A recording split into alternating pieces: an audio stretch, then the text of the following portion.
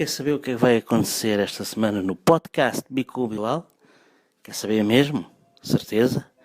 Então venha daí comigo e entre no maravilhoso mundo da loucura e do surrealismo deste amado podcast.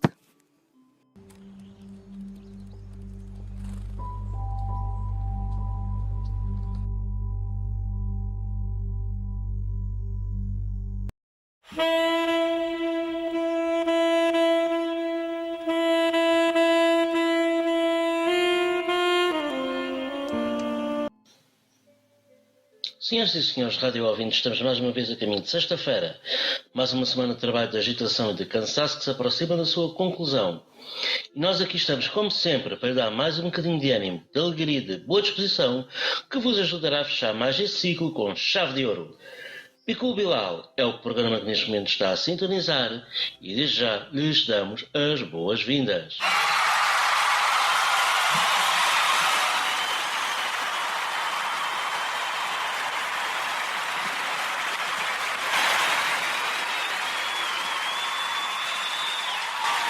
Antes de seguirmos com o programa, inscreva-se no canal, deixe o seu like no vídeo e compartilhe com os seus amigos. Hoje oferecemos um alinhamento cheio de maravilhas selecionadas especialmente para si, por cortesia do nosso querido Bilal. E este é o programa número 146. Espero que vocês estejam bem, com muita alegria, com muita diversão. Espero que vocês tenham tido uma excelente semana e tenham gostado do último podcast deste programa intitulado Bico Bilal. Aqui na Amadora está a chover como caneco, tem chovido a noite toda e hoje está com cara de chuva e aliás está a chover. Mas enfim, não é para falar sobre isso nós estamos aqui, não senhor. Nós estamos aqui sim, é para falar do nosso querido e amado programa e da sua programação. E agora, sem mais delongas, sem mais demoras, vamos passar ao quadro Notícias Grotescas e roda a vinheta aí, faz favor.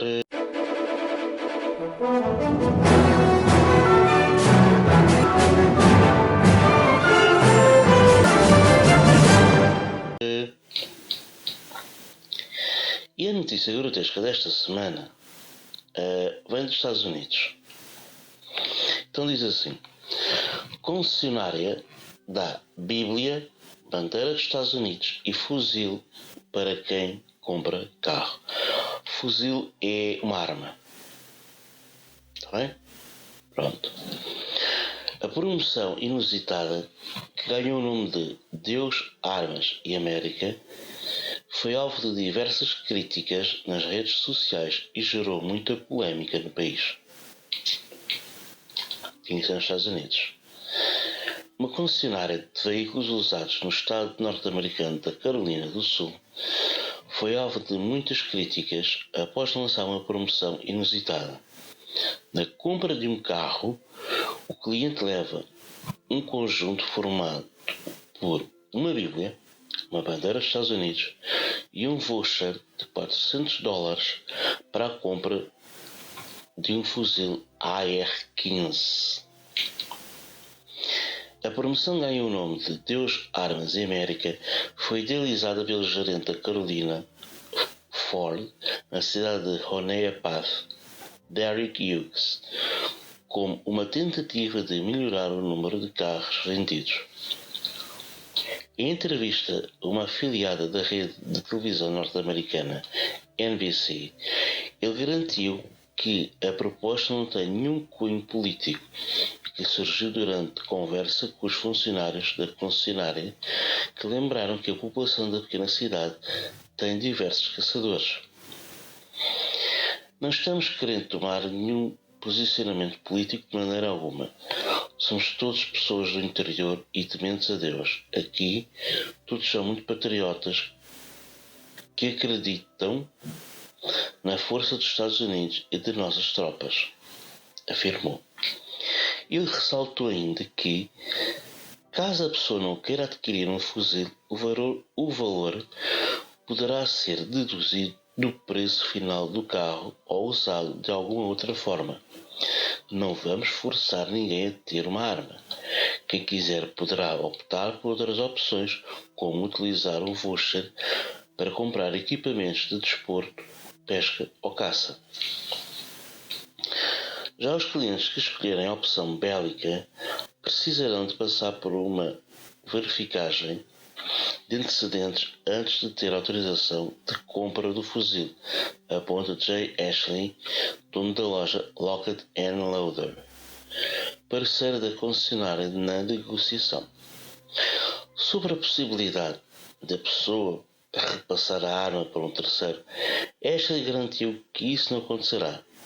Temos todos os dados do comprador, além de ficar com uma cópia da sua carteira de habilitação. Então podemos garantir que isso não será um problema.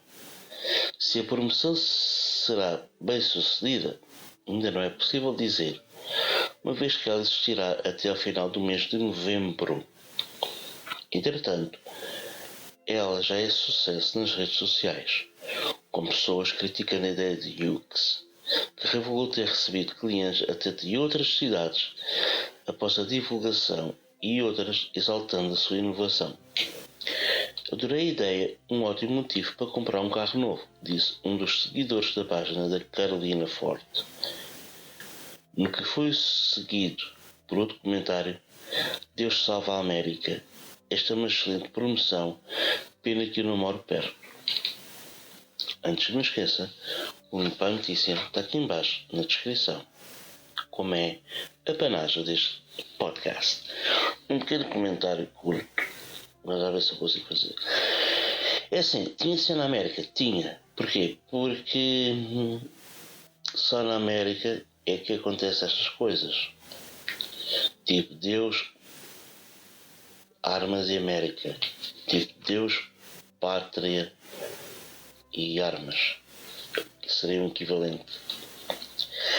Agora, darem um voucher de $400 para comprar um fuzil, é assim, mas vale a pena pegar nos $400 e bater no preço do carro. Acho eu. Eu acho que é mais prático. Não sei, pode ser que eu esteja a dizer algum disparate, mas eu acho que é mais prático pegar nos $400 e abater no preço do veículo. Não é? É muito mais giro. Eles também dizem, caso a pessoa não queira adquirir o fuzil, o valor poderá ser deduzido no preço final do carro ou usado de alguma outra forma. Mas quer dizer, comprar equipamento de desporto, pesca ou caça. Caça é o que? Um arco e flecha? Ou uma espingarda? Ou uma cara de pesca?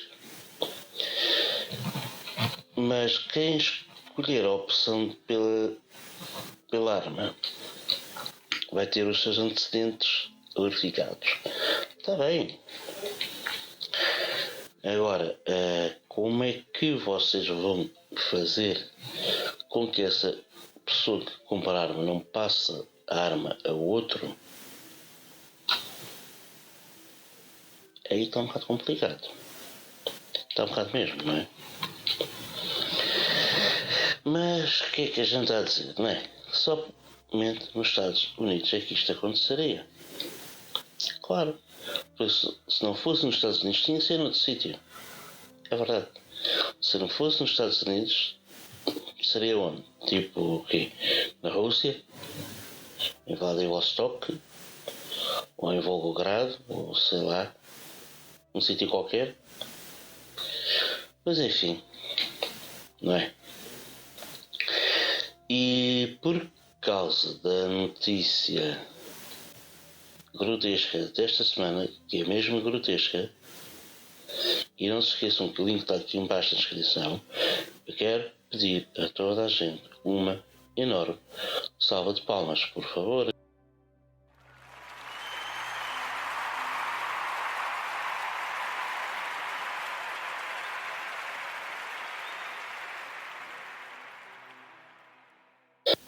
E agora vamos passar ao quadro Momento Zen.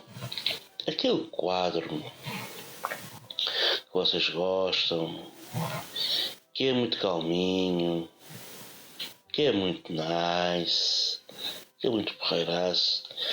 Mas nós vamos ver o que é que temos aqui do momento zen desta semana. Para quem está a chegar agora, o momento zen até à sexta temporada, sexta ou quinta temporada, agora já não me lembro. Ou seja, durante muito tempo o momento zen chamava-se Frase do Dia. E o momento zen desta semana diz assim: quem ama sente, quem sente sofre, quem sofre luta, quem luta vence. Que a vontade de ser feliz seja sempre maior que o medo de se aleijar. A vida é como andar de bicicleta. Para ter equilíbrio, você tem que se manter em movimento. São 3 frases muito, mas muito boas. Quem ama sente, quem sente sofre. Quem sofre luta, quem luta vence. Ou seja, aquela pessoa que ama, que sente, que sofre e que luta, normalmente sente, sofre, luta e vence. Se vocês estão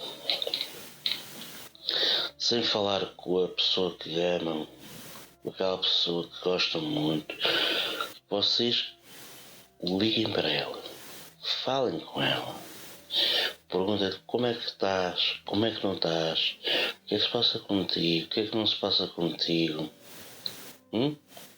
porque vocês são top, está bem?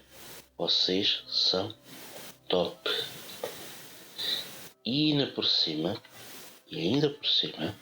vocês são capazes de amar, sentir, sofrer, lutar e vencer. Vocês são capazes. Deixem-se de tretas, deixem-se de macacadas, deixem-se de palhaçadas e de coisas afins. Vocês, se amam aquela pessoa, liguem para aquela pessoa e preocupem-se com aquela pessoa. Lutem por aquela pessoa. Sofram ao mesmo tempo que aquela pessoa. Amem a pessoa e sintam-se como parte daquela pessoa. Está bem? Boa. Que a vontade de ser feliz seja sempre maior do que o medo de se aleijar. Às vezes, quando nós andamos de bicicleta, quando começamos a aprender a andar de bicicleta, normalmente há sempre barraca porque, como é que eu vou estar a dizer? Porque nós tentamos andar, caímos. Andamos, caímos. Andamos, caímos. Mas a nossa vontade de ser feliz ao conseguir andar a bicicleta, dizer: pai, mãe, olha, já consigo andar a bicicleta, olha, que fixe. Essa vontade, se é maior do que o medo de se aleijar, a criança, neste caso, consegue andar a bicicleta. E a vontade de ser feliz dela, na bicicleta, é maior do que o medo de se aleijar, se cair para o lado e ralar o joelho, ou ralar o cotovelo, ou o braço. A vida é como andar de bicicleta, nem propósito. Para ter equilíbrio, tem-se sempre manter em movimento. Exato. E pegando na frase anterior, se vocês conseguem andar de bicicleta, para ter equilíbrio, ou seja, vocês percebem que quando começam a andar a bicicleta, se vocês param de pedalar, se param de estar em movimento, vocês caem. Vocês caem, a não ser que metam o pé no chão. Mas não metendo o pé no chão, se vocês param de pedalar, vocês caem. Não têm equilíbrio. Alejam-se. E aí é que vocês vão ficar a conhecer uma coisa curiosa. Quanto mais tempo vocês estiverem a pedalar, mais tempo vocês mantêm o equilíbrio e mais tempo não caem. Estão a compreender? Boa. Siga, gosto. Quem ama sente, quem sente sofre, quem sofre luta e quem luta vence. Que a vontade de ser feliz seja sempre maior do que o medo de se machucar. A vida é como andar de bicicleta. Para ter equilíbrio você tem que se manter em movimento. 3 frases do momento zen que vão ficar esta semana na vossa cabeça e que vocês, quando estiverem a ouvir este programa,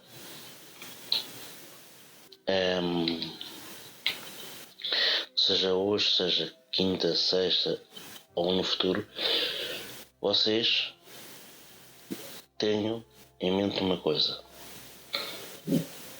vocês são humanos, não máquinas. Está bem? Pronto. E por causa de qualquer uma das 3 frases do momento zen, eu quero pedir a toda a gente uma enorme salva de palmas, por favor.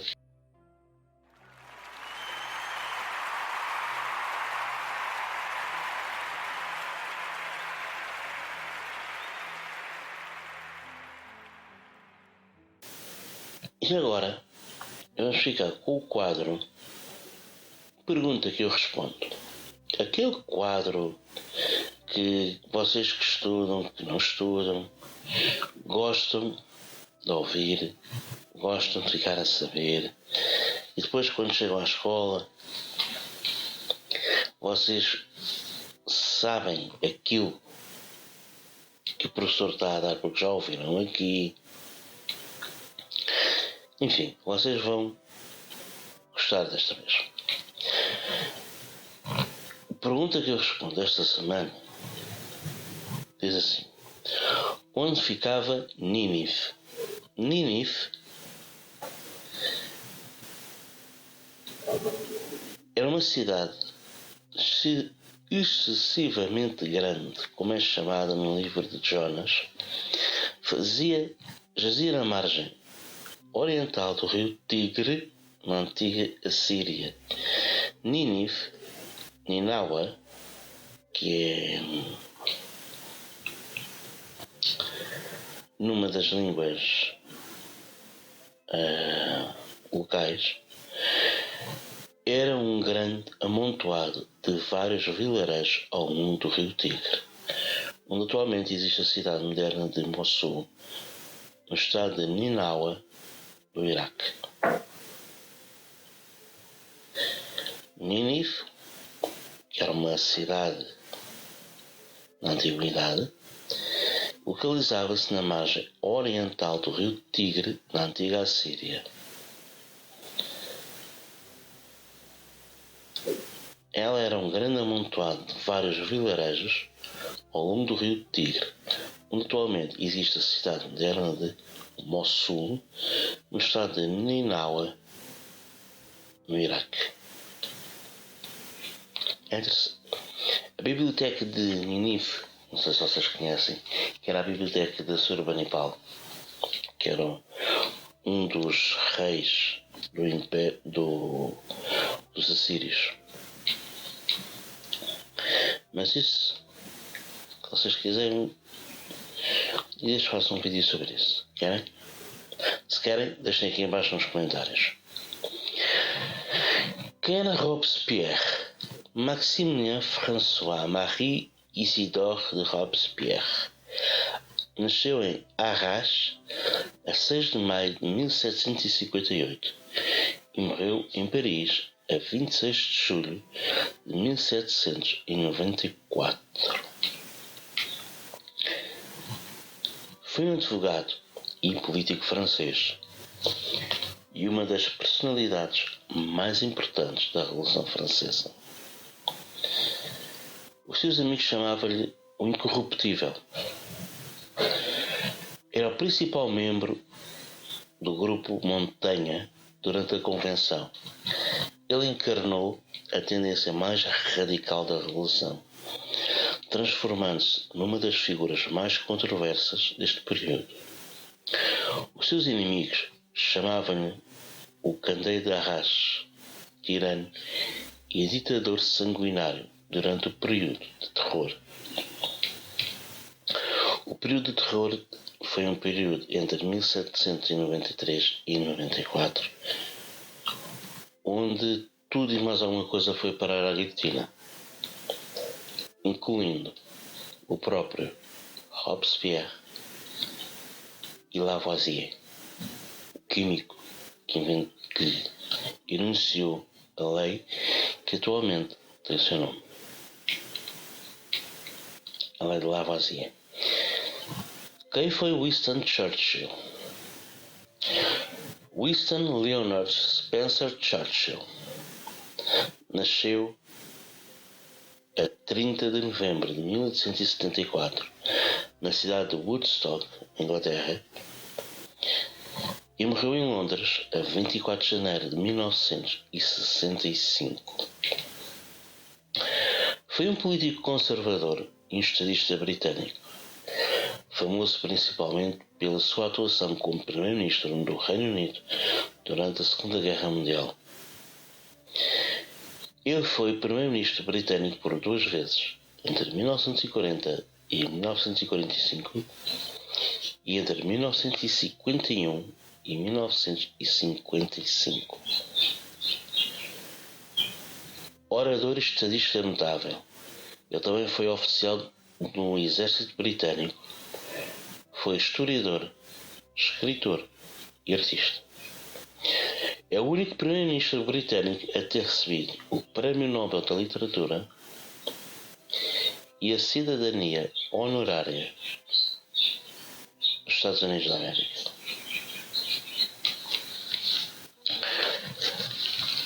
Winston Churchill, para a vossa informação, foi aquela pessoa que disse em pleno parlamento inglês, quando a Batalha de Inglaterra, nunca tantos beberam tanto a tão poucos. Eu estava-se a referir não aos pilotos da RAF, da Royal Air Force, mas sim aos pilotos checos e polacos que, depois de ver os seus países invadidos pela Alemanha, foram para a Inglaterra e serviram na Royal Air Force como esquadrões independentes.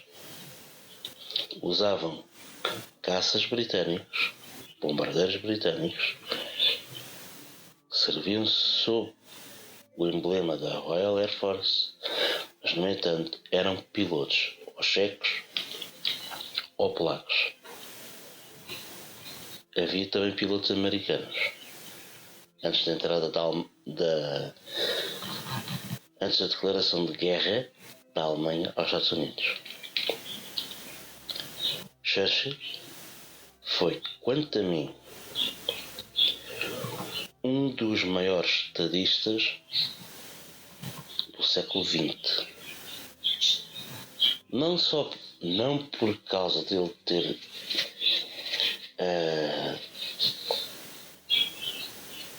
governado durante a Segunda Guerra Mundial, porque ele em alta ainda estava como primeiro-ministro, mas em Potsdam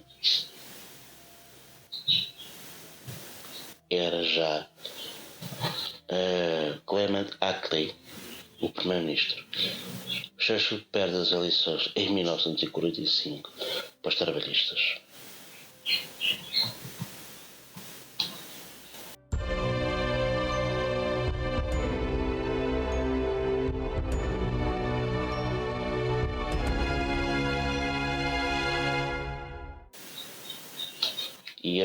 E foi isso que aconteceu.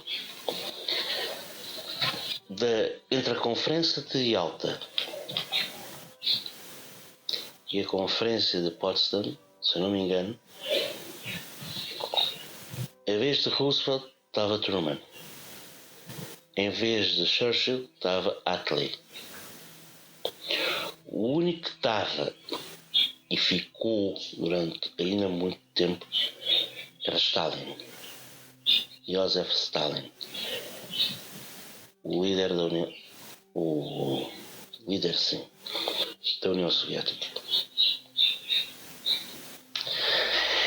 E por causa do grande e fantástico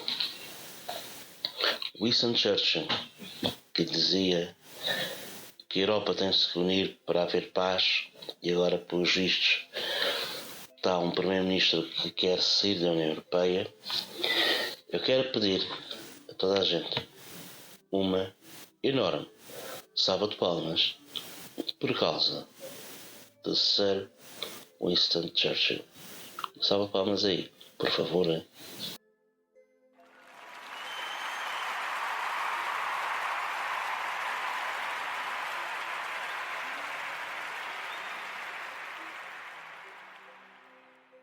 E agora vamos ficar com o quadro O que é fixe, o que é chips.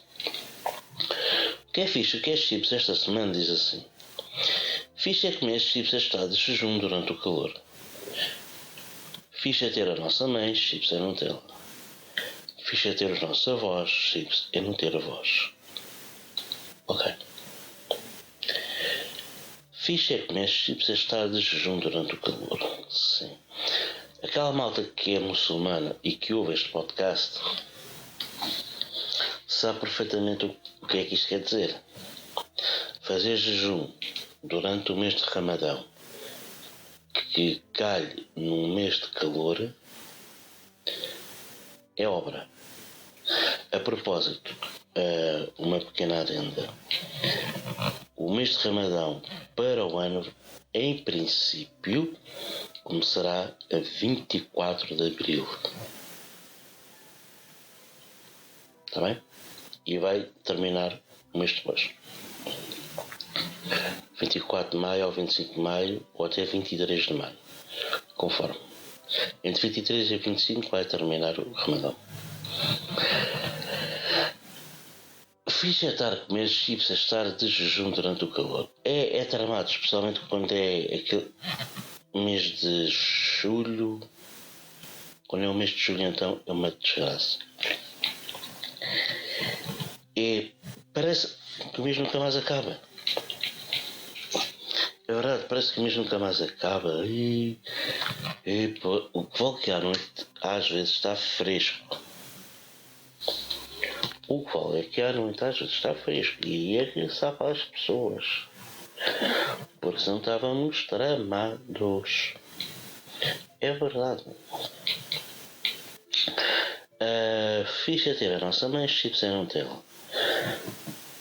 É assim, há mãezinhas, há mães que são melhores que outras, há mães que são porreiraças e há mães que são fixe. E normalmente todas as mães são fixes. Tirando assim um caso ou outro, até mesmo mães de nossas mães, mas isso cada caso é um caso e cada um sabe de si, Deus sabe toda a gente. Mas é chips de Nutella, é muito triste Nutella. E então quando se convive muito com a mãe, com a nossa mãe, a coisa é Chatérrima. Chatérrima mesmo. É enfadonho não ter a nossa mãe ao pé. Fiz-se ter os nossos avós, chips a não ter avós. Olhem, eu acho que já perdi todos os avós, já perdi a conta, já não sei. Enfim, isto é tudo louco. Os únicos, como é que é dizer, avós que eu tinha, que era a minha avó Helena, o meu avô, que era padrasto da minha mãe, era a minha avó, a mãe da minha mãe, e o pai do meu pai. Mas eu gostava mais era da minha avó. Da minha avó Helena. Sim, ela apareceu. Calma, tenham calma. A minha avó Helena apareceu no primeiro episódio da segunda temporada da novela Ratatouille. Se vocês forem lá atrás ao programa 27, vocês vão ouvir. É logo no início. Chips é não ter a voz. É não ter porque é assim. Porque os avós às vezes têm mais paciência para nós do que os próprios pais. Por incrível que pareça. Por incrível que pareça. E uma coisa é certa. Acho que eles são mais quase tolerantes com as nossas brincadeiras. Normalmente dizem, deixa estar, ele está a crescer, ele precisa se divertir, ele é que deixa estar, ele não fez isso por mal. Normalmente a voz tem essa vantagem. Desculpam tudo, dizem, deixa estar, no meu tempo também era assim. Mas mãe, tu não fez. Deixa estar, criança. Deixa estar. É quase assim desse género. É ou não é? Vocês sabem que é. Vocês sabem muito bem que é. Claro que sabem. É por isso que vocês são muito inteligentes. E especialmente as avós, nós às vezes chegamos à cozinha, avó, o que estás a fazer? Estou a fazer um bolo. Posso ajudar? E a gente ajuda. Quando a mãe está a fazer um bolo, posso ajudar? Bora. E a gente ajuda. A gente quer é ver como é que se faz o bolo. A gente quer ver como é que faz aquilo que a gente depois vai comer. E depois quando acaba o bolo, tanto na casa da avó como na casa da mãe, e a gente quer provar, e elas, não, ainda não comas, ainda está muito quente, dá dor de barriga. Deixa esfriar. É ou não é? É, pois. E por causa de fixe é ter os nossos avós, chips a não ter avós, eu quero pedir a toda a gente uma enorme salva de palmas, por favor.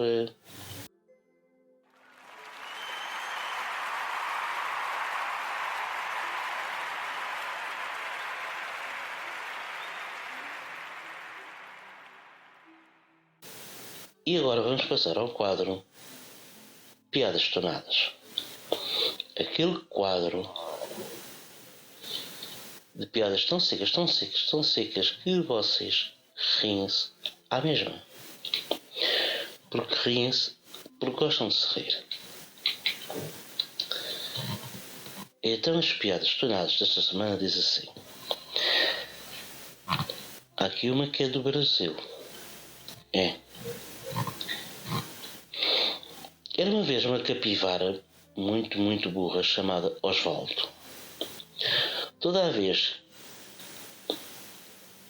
que ele ia sair para catar comida, a sua mãe dizia: Osvaldinho, Cuidado com os caçadores, se eles te pegam, te comem e tu morres. Mas Oswaldinho não ligava para o aviso da mãe e lá ia ele. Certo dia, um desses caipiras do interior, ou seja, aquela malta que mora no interior do Brasil, ia passando. O dito cu estava tão seco que nem sabia mais o que era mulher, e quando viu Oswaldinho passeando no bosque não aguentou e crau no fofo do bichinho a crânio. Mais tarde, quando Oswaldinho retorna à sua toca, a sua mãe pergunta por onde ele andou. E ele: mãezinha, estava andando no bosque quando o caçador me pegou. Meu filho, tu estás bem? Ele não te comeu? Comeu sim, mãe. E tu não morreste? Claro que não, mãe. Pelo contrário, eu renasci.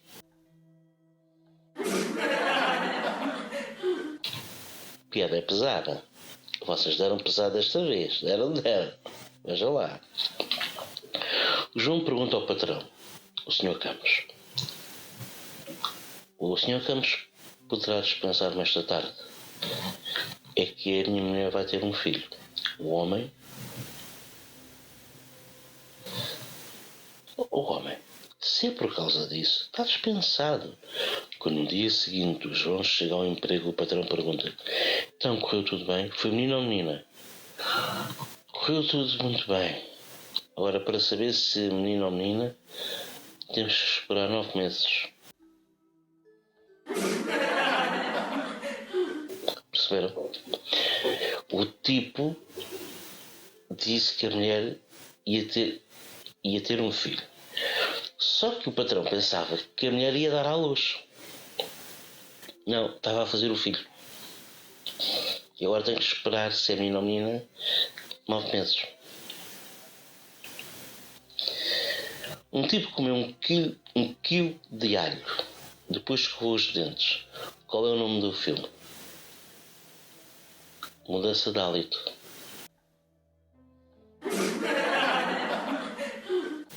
Eu sei, não tem piada. Eu sei.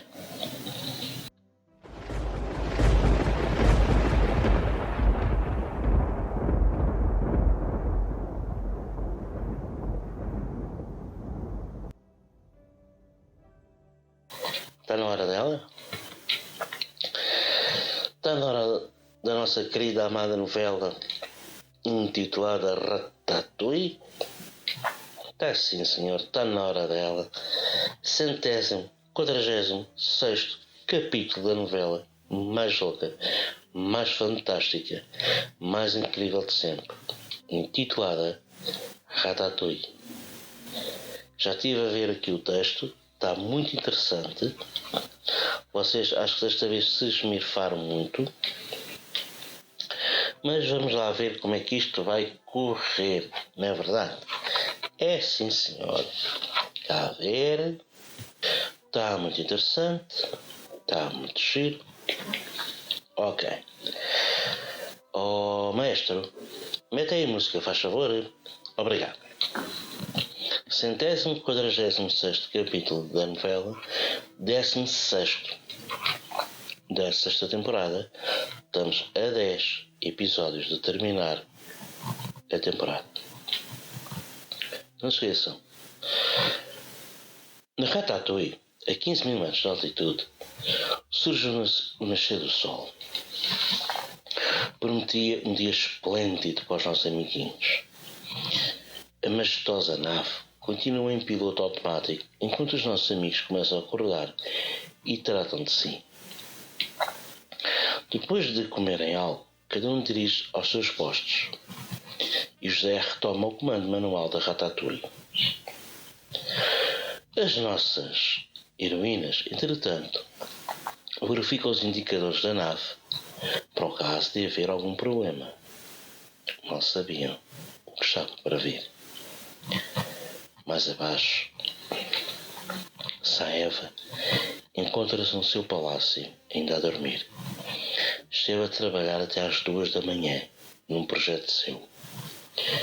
Quando tocam as 9 horas, acorda, juntamente com o seu amado. Depois da rotina diária, ela decide ficar pelo palácio. Pouco depois, chega um dos seus fiéis saevos. E Saeva informa que naquele dia não iria para Medina no Sultão. Iria sim ficar em casa para fazer tarefas inadiáveis.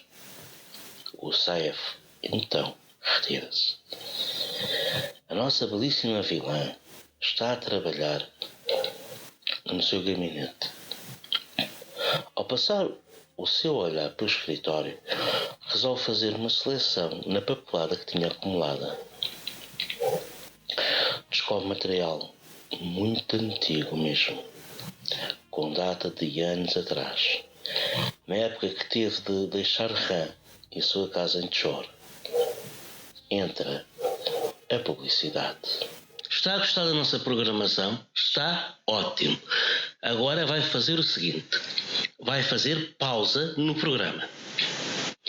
Vai aonde está a dizer inscrever-se, clica nesse botão vermelho e depois clica no sininho que está ao lado. Depois deixa o like. Eu espero, está bem? Eu estou à espera, vá.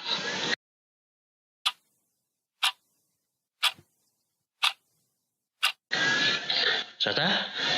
Ótimo, porreiro. Agora vamos voltar à nossa programação e ao podcast mais louco, mais amado do universo.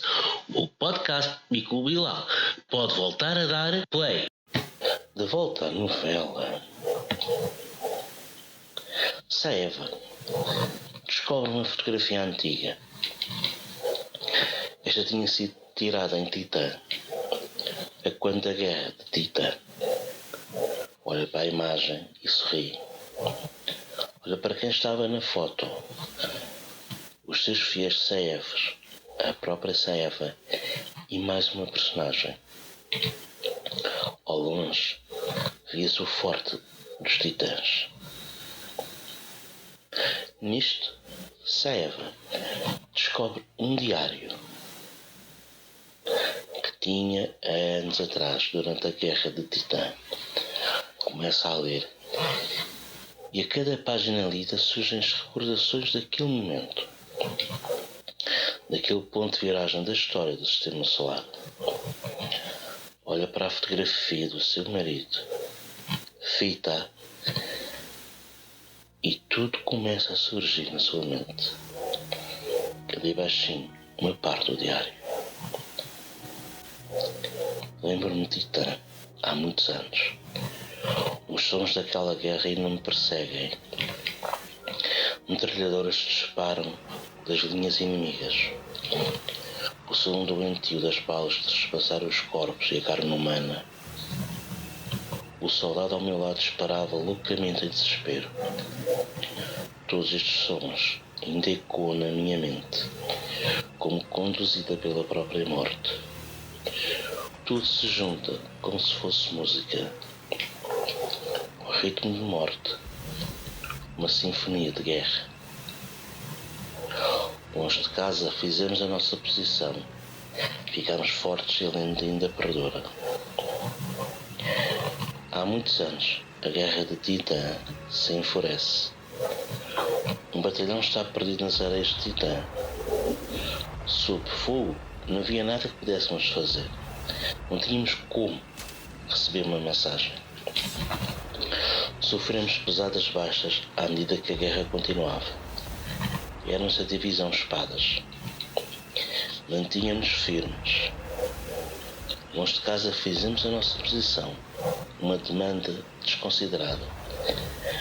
Era render ou morrer. E as apostas estavam altas. Vivíamos ou morríamos. Não havia tempo para despedidas. De arma na mão, fizemos a nossa posição, e ainda desconsiderando a demanda. Nunca desobedeceríamos. Preferíamos morrer. Quebrámos o bloqueio, finalmente fomos salvos. As munições acabavam e os mantimentos caíam do lado inimigo.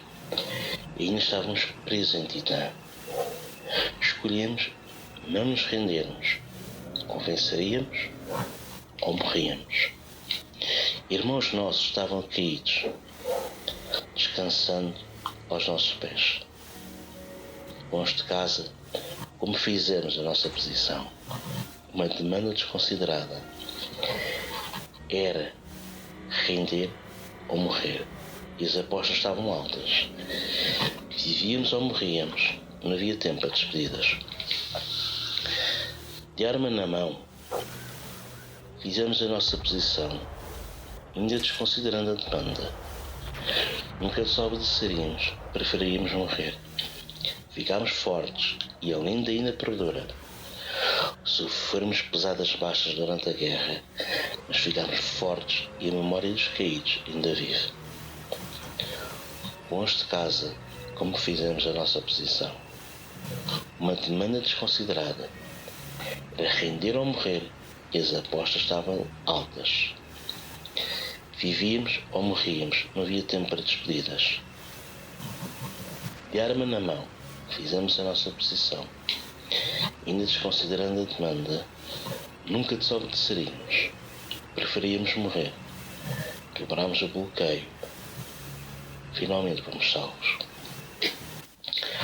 Saeva fechou o diário e olha para fora para a piscina do palácio. Dos seus belíssimos olhos cor de esmeralda escorrem lágrimas que prontamente seca o seu lenço de linho branco. Fecha os olhos e no segundo a seguir abre-os. Volta a sua atenção para a sua secretária e começa a escrever. No meio da página ainda virgem escreve Operação Fênix. E este foi o 146º capítulo da novela mais louca, mais fantástica, mais incrível de sempre, intitulada Ratatouille. Eu quero pedir a toda a gente uma enorme salva de palmas, por favor.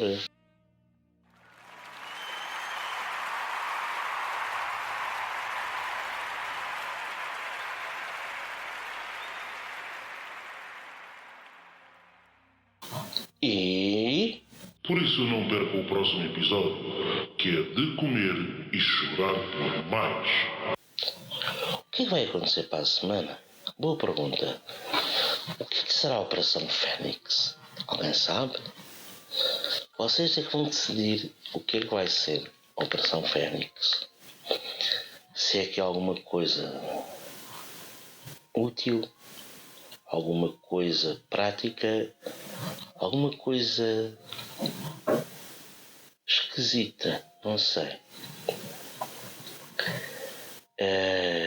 Vocês é que vão decidir o que é que vai acontecer para a semana, ok? E por causa da nossa querida amada novela intitulada Ratatouille, quero pedir outra vez uma enorme salva de palmas.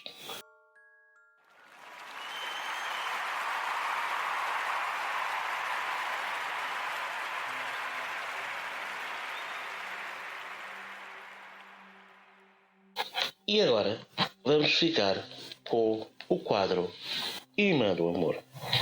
Sim, aquele quadro de amorzinhos, todo tipo XPTO, todo bonitinho, todo nice, que vocês gostam e amam. É um quadro, para quem chegou agora aqui no nosso canal, é um quadro em que vocês podem se declarar a uma pessoa que amam. Está bem? Pronto. Assim é mais fixe. Então o que é que a gente tem para aqui? Se vocês ouvirem barulho de fundo, é a vizinhança, como sempre, que tenta sabotar o meu podcast. Está bem? Pronto. Agora passando à programação. O imã do amor desta semana diz assim: amo a minha amiga Rita. Gostava de poder mandar beijinhos à minha tia e queria pedir a minha amiga Luísa em namoro. Ok.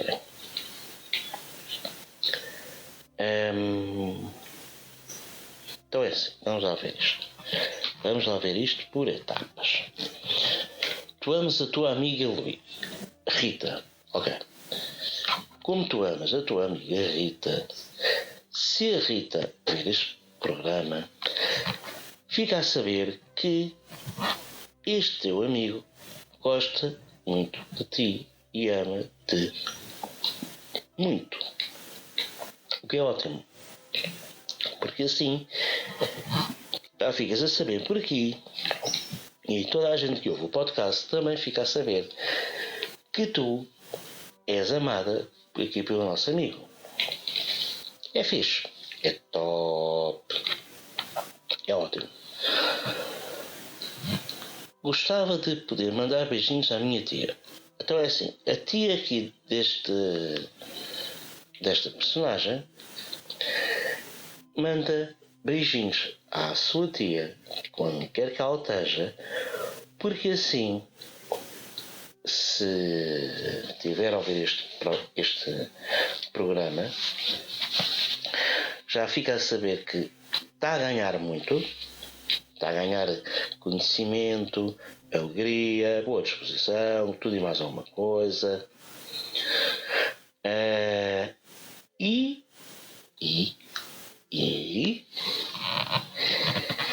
não se esqueça de compartilhar este vídeo para chegar a mais gente. Está bem? E queria pedir a minha amiga Luísa em namoro. Olha, tão fofo. Então é assim, a nossa amiga Luísa, que está a ouvir este podcast, se estiver a ouvir, que deve estar a ouvir, lembre-se que aqui este nosso amigo está a querer pedir-te em namoro.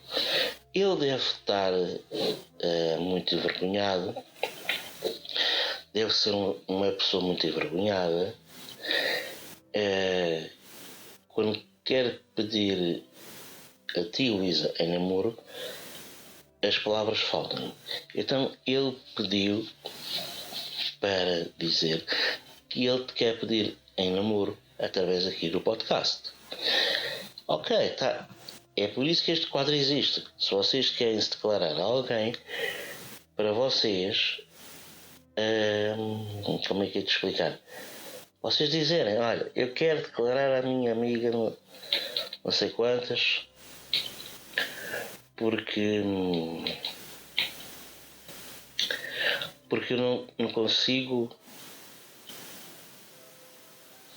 não consigo ter.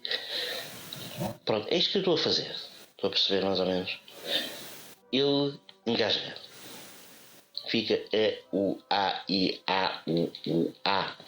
Fica assim tipo disso. Quando chega ao pé da Luísa. Portanto, Luísa, é assim. Ele está-te a pedir em namoro. Se gostas dele e vês que ele gosta de ti, aceito. Mas depois convidem a gente para o casamento, está bem? Pode ser? Top. Muito top. Porque vocês merecem, está bem? E por causa do pedido de namoro à nossa amiga Luísa, eu quero pedir a toda a gente uma enorme salva de palmas, por favor.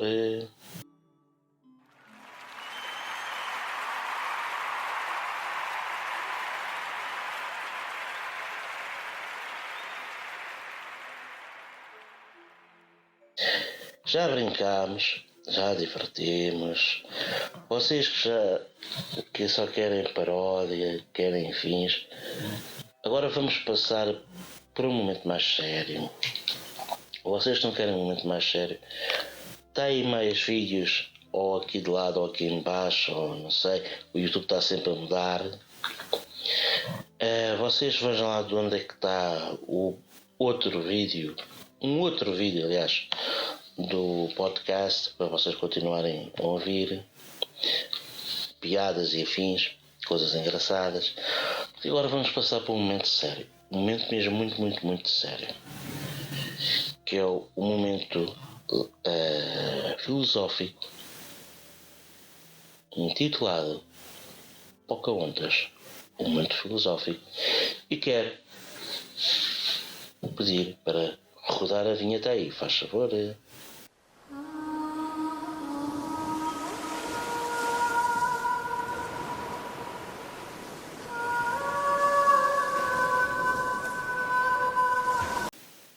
É verdade, já estamos aqui com o quadro Pocahontas, momento filosófico, e o tema de hoje, como tem sido a panagem desde o início desta temporada, tem sido o tema sobre amor. Já falámos em filosofia, já falámos o que é o amor, já falámos de tudo e mais alguma coisa. Hoje vamos, como eu disse a semana passada, vamos falar sobre o tema do amor na ideologia política. E hoje vamos começar com positivismo e vamos falar, por incrível que pareça, no nazismo. O pensamento político trata o amor a partir de uma gama variada de perspectivas. Assim, é que alguns veem o amor como forma de dominação social, onde um grupo, os homens, domina o outro, as mulheres. Esta é uma concepção que se revela atraente para as feministas. E os marxistas, que veem as relações sociais e todas as suas variadas manifestações de cultura, língua, política, instituições, como a refletir estruturas sociais mais profundas que dividem as pessoas em classes, sexos e raças ou grupos. A seguir, um exemplo do que expressam sobre o amor algumas grandes correntes ideológicas, sendo que uma delas presentemente é proibida em toda a Europa. No positivismo, o que é que Auguste Comte nos pode dizer? A ideologia que misturava política e religião preconizada por Auguste Comte no século XIX, o positivismo, trazia por lema o amor por princípio, a ordem por base e o progresso por fim. A visão do amor, contudo, era intimamente ligado à produção de indivíduos comprometidos com o Estado e a sociedade, nos moldes de suas ideias e não propriamente ao sentimento. Neste sentido, por exemplo, à mulher cabia o papel de amar e educar os filhos para servir à comunidade, amar os semelhantes e, finalmente, o amor aos superiores. Tudo voltado para a manutenção da ordem. Reparem bem, tudo voltado para a manutenção da ordem em total submissão ao marido e ao Estado. De igual forma, as crianças deveriam ser educadas para o patriotismo, a moral e o caráter, sendo peça-chave o amor à pátria. Ou seja, no positivismo, vamos parar aqui por etapas. No positivismo, para já é uma ideologia que mistura política e religião. Logo aí está tudo dito. Segundo, o lema do positivismo, até fiquei gago, era amor por princípio, ordem por base e progresso por fim. A visão, contudo, era muito ligada à proteção de indivíduos comprometidos com o Estado e a sociedade nos moldes das suas ideias e não ao sentimento. Ou seja, eles queriam que as pessoas, como é que eu hei de dizer? Era mais à proteção de indivíduos, mais à ideia de que todas as mulheres só têm uma tarefa que é de reprodução, mais nada. Isto é o Auguste Comte a dizer. Ponto número 1. Ponto número 2. Ao produzir indivíduos, ao nascer indivíduos, estão essencialmente a criar a massa operária e proletária para trabalhar com e dependente de chefias superiores. Tanto que é que o ser humano, tanto homens como mulheres, deveriam ser educados para o patriotismo, para a moral, para o caráter, para o amor à pátria, ou seja, falar do nacionalismo. E dentro da espécie humana, a mulher ficaria abaixo, porque tinha que obedecer ao marido, tinha que obedecer ao Estado, assim como as crianças deviam ser educadas para obedecer à mãe, ao pai, ao Estado e ter amor pela pátria. Isto é o que diz o positivismo. Mas lembrem-se de uma coisa: o pensamento político que trata o amor de várias perspectivas. As feministas dizem que é a forma de dominação social onde os homens dominam as mulheres. Os marxistas falam em relações sociais, desde cultura, língua, política, instituições. Por exemplo, Gramsci, e fala sobre a divisão da humanidade em classes e da sociedade em classes. Da humanidade e da sociedade em classes. Notem bem. A seguir, nós temos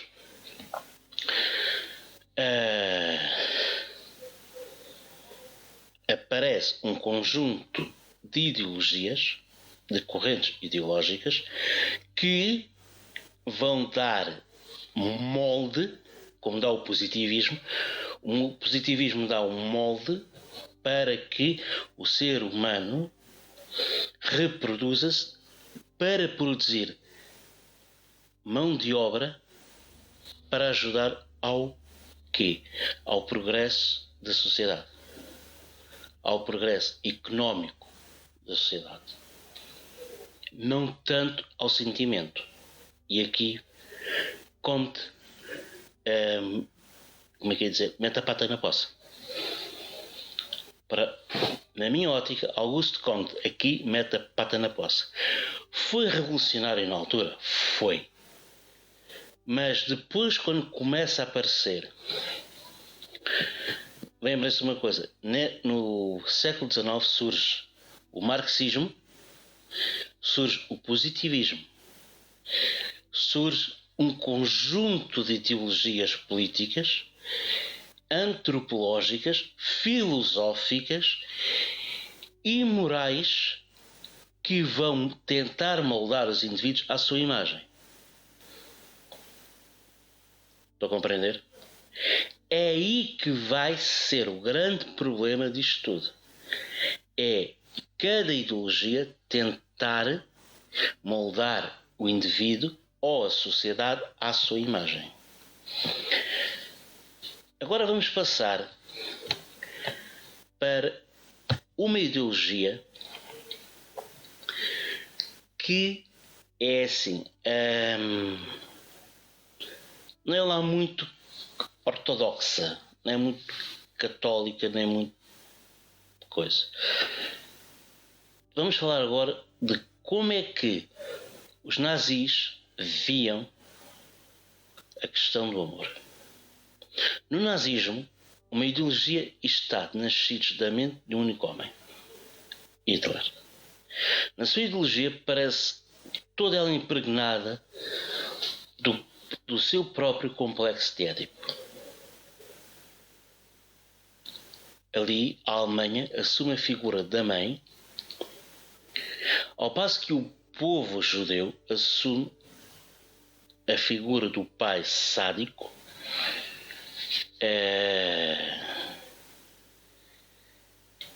que notem bem, imagem esta que se patenteia na leitura do Mein Kampf e também declarações e escritos de outros líderes. Para Hitler e para os nazis, nós temos aqui o seguinte: temos a Alemanha, que é a terra-mãe, apesar de alemão a Alemanha ser chamada de Vaterland, ou seja, Fatherland, terra-pátria, enquanto que os russos chamam a Rússia Mãe Rússia. Nós em Portugal também. Em Portugal até os dois usamos às vezes as duas versões, a terra-pátria e a terra-mãe. Mas isso é em português, é casa à parte. Na Alemanha,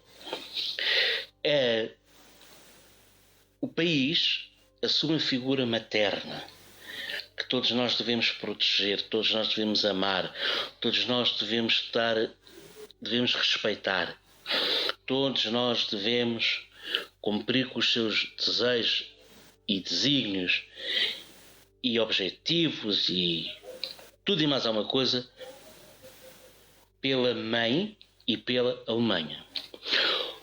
A imagem do pai é a imagem do povo judeu.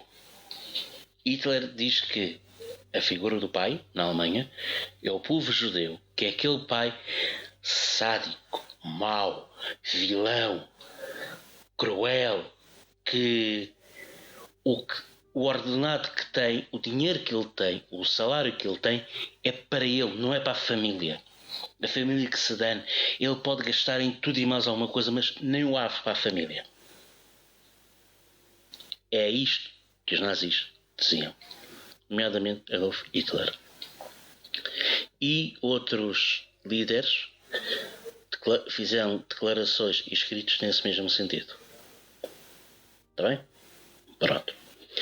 Na sua obra, no Mein Kampf, corroborando esta visão edipiana, ou seja, esta versão do complexo de Édipo, Hitler clama por um amor incondicional à mãe Alemanha. Lá está, é aquilo que eu disse. Isso significava então usar de todos os meios para protegê-lo de ameaças, seja por um lado conquistando aliados para a sua causa, seja de outro imputando inimigos a serem combatidos. Lá está. É aquilo que eu disse há minutos atrás. Dar atenção à mãe, à pátria, neste caso à Alemanha, e cumprir com todos os seus desejos, desígnios e fins. E para defender e proteger de ameaças a Alemanha, pode-se usar o mais variado número de estratégias. Desde conquistar aliados para a sua causa, por exemplo, eu a tentar, quando Hitler, em 1940, tentou fazer com que o Franco entrasse na Segunda Guerra Mundial ao lado da Alemanha, só que aí o Franco estava frito. O Franco, topa? Não, esqueçam a piada. Só que aí o Francisco Franco estava tramado, porque se a Espanha entrasse do lado da Alemanha, Portugal entraria do lado dos aliados, por incrível que pareça. Portugal nunca entraria do lado da Alemanha. Porque Portugal, mesmo sendo uma ditadura, na altura, sendo uma ditadura de caráter fascista, mesmo assim Portugal, por causa da aliança com a Inglaterra, a mais antiga aliança em todo o mundo, não se esqueçam que a aliança com a Inglaterra é uma aliança militar, logo qualquer coisa, se Espanha calha a dizer que vamos invadir Portugal porque eles estão ao lado dos ingleses, quase certeza os ingleses vinham cá pôr o pé. Os ingleses e depois mais tarde os americanos. Hitler queria que Franco permitisse a entrada de tropas alemãs em Espanha para atacar Gibraltar, para fechar o mar Mediterrâneo. Só que em Gibraltar existia uma esquadra da Royal Navy com um porta-aviões que era suficientemente poderoso para evitar uma invasão de Gibraltar. E havia um couraçado e mais de não sei quantos cruzadores. A frota em Gibraltar da Royal Navy era brutal. Fora o aeroporto cá em Gibraltar. Fora o aeroporto cá em Gibraltar, que atravessa a cidade de uma ponta à outra.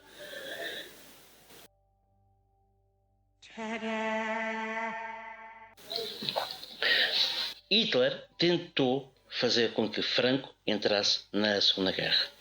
Daí dizer que usar todos os meios para protegê-lo de ameaças, seja conquistando aliados para a sua causa, seja imputando inimigos a serem combatidos. Neste caso, os inimigos a serem combatidos nem era tanto a Inglaterra, era a União Soviética. Era a União Soviética. E Hitler disse no Mein Kampf, na minha luta, que é: a Alemanha só pode se expandir, só pode ter o seu espaço vital para leste. Para o oeste não havia interesse nenhum. Expansão alemã para o oeste. Ele invadiu a França, sim, porque a França declarou guerra. A França e a Inglaterra declararam guerra à Alemanha a 3 de setembro de 1939. Só que há um pequeno detalhe. Os alemães, a ideologia nazi nunca foi de não, vamos expandir para o oeste. Não, é sempre para leste. E ele invadiu Dinamarca, Noruega, o Benelux e a França porque havia uma necessidade de bloquear a Inglaterra e derrotar a França. Todos nós sabemos como é que isso acabou. O Adolfo acabou em 1945, em Berlim, dar um tiro na cabeça. Mas pronto. A ideia era expansão para leste. À pala de quem? De quem, meus meninos? Da União Soviética. A expansão alemã, o Lebensraum, o espaço vital, sempre foi pensado para leste, nunca para oeste. Daí ele, seja a imposição de inimigos a serem combatidos. Ou seja, não só inimigos internos, por exemplo, o caso dos judeus, na Alemanha, para Hitler, que era o inimigo da Alemanha? Eram os comunistas, os socialistas, os democratas cristãos, os católicos, os judeus, os ciganos, os homossexuais, os doentes mentais, tudo e mais alguma coisa. Tudo que não fosse daquele grupo era tudo inimigo da Alemanha. Isto é a parte interna, dentro da Alemanha. Na parte externa, na política externa, inimigo principal, União Soviética. Ele queria fazer a paz com a Inglaterra para ter mãos livres para avançar sobre a União Soviética. Ele queria fazer a paz com a Inglaterra para ter mãos livres para avançar sobre a União Soviética. Só que a Inglaterra disse: não. Os soviéticos são nossos aliados na luta contra ti e nós vamos dar cabo de ti. Foi isso que os aliados fizeram. Aliás, Hitler pensava que o facto de deixar os aliados ocidentais avançar muito na Alemanha, chegava a uma altura que eles iriam ajudar. E foi esse o grande problema na Alemanha. Foi esse o grande problema na Alemanha. Ok? Depois temos o quê?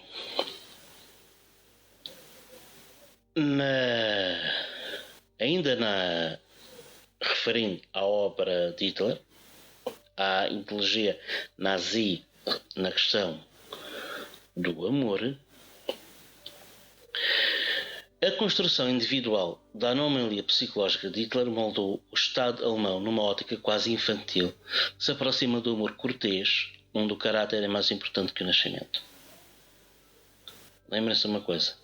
Lembra-se de eu ter falado do amor cortês nos primeiros programas do podcast? Do podcast, sim. Aqui no Pocahontas Mundo Filosófico, aqui na 6ª temporada, falava sobre o amor cortês. Se não falei, nem hei de falar, portanto não se preocupem. É quase uma infantilização do Estado alemão. Aqui Estado é as instituições e as pessoas, em que o que interessa é o caráter e não o nascimento. Isto reflete ainda na visão determinista de Hitler e ainda a abolir os sentimentos internos de remorso, porque a consciência é uma invenção do judeu. Esta ideia sobre o amor, consciência e remorso encaixam-se na percepção de Nietzsche, de que a sociedade deve ter uma fundação e andaimes por meio dos quais uma classe seleta de seres pode ser capaz de erguer-se às suas mais elevadas funções e, em geral, à sua mais elevada existência. Ou seja, Nietzsche está a preconizar a existência de um super-homem. Não tem remorso, não tem amor, não tem nada. Existe para agradar à pátria, para agradar a um líder. Nietzsche não sabia que era Hitler.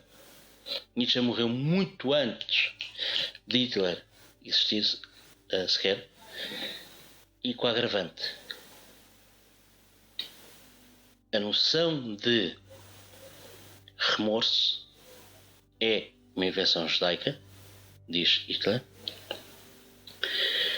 A consciência é uma invenção judaica, diz Hitler. E que o ser humano tem que ser capaz, sim, de se elevar. E ele diz que há uma classe seleta de seres, ou seja, aquela classe alta eleva-se, ergue-se às mais altas funções, em geral, à sua mais elevada existência. Ou seja, as classes dominantes é que vão mostrar como é que é às classes pobres. As classes altas é que vão dizer às classes baixas como é que elas devem funcionar.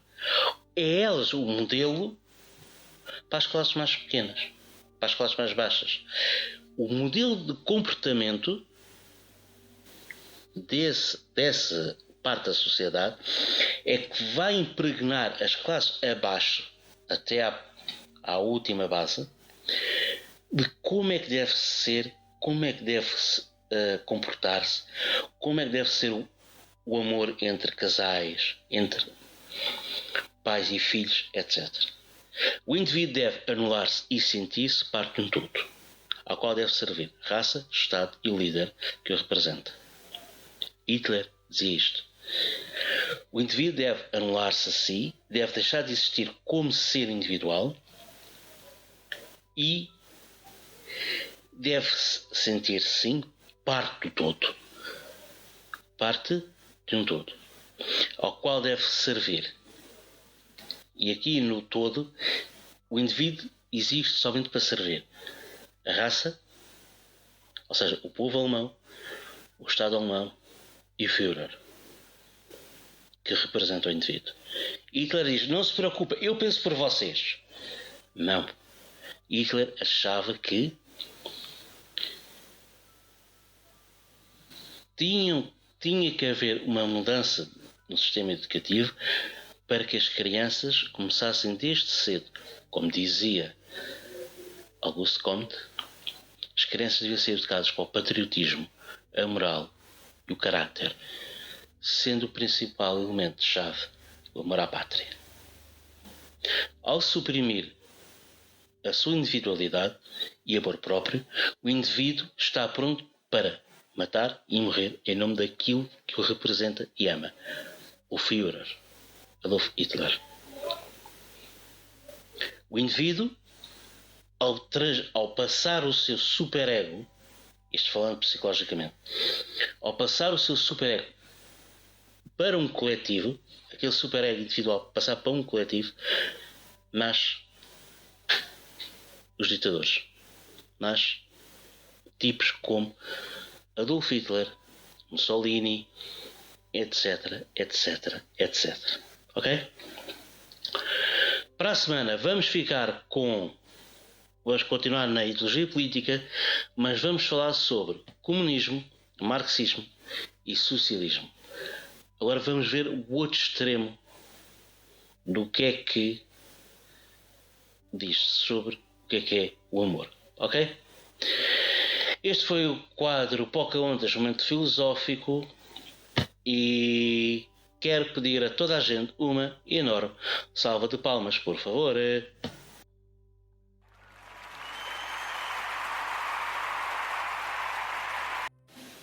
E agora é hora da despedida. Aquela hora que custa mais e custa tanto para nós. Ai, meu Deus, então é assim. Senhoras e senhores rádio ouvintes, como o tempo voa, e assim também voa este programa de rádio. Desde os nossos estúdios até onde quer que se encontre a escutar-nos, seja em casa, no trabalho, no carro, nos transportes, na escola. Mas infelizmente o nosso programa fica hoje por aqui. Se gostou deste podcast, subscreva este canal, deixe os seus comentários abaixo, compartilhem o vídeo, ativem o sininho aqui em baixo para receber novos vídeos além deste programa. E não se esqueçam de dar o seu gosto, like, joinha, whatever, porque assim estão a ajudar e muito. Vamos levar este programa cada vez mais longe e cada vez mais perto do nosso coração. Clique no vídeo que vai aparecer no final, do lado direito do seu ecrã, e faça maratona, porque não há mais nada para fazer. Ao é chato, o chefe é enfadonho, vai ficar preso no trânsito durante 1 hora. Faça isso e continue a ver os vídeos deste canal. Desejo a todos um ótimo fim de semana. Fiquem bem, fiquem em paz, fiquem com tudo. Eu faço tudo o que amo tudo o que eu faço. Abraço para os rapazes, beijinho para as meninas e até para a semana, pessoal.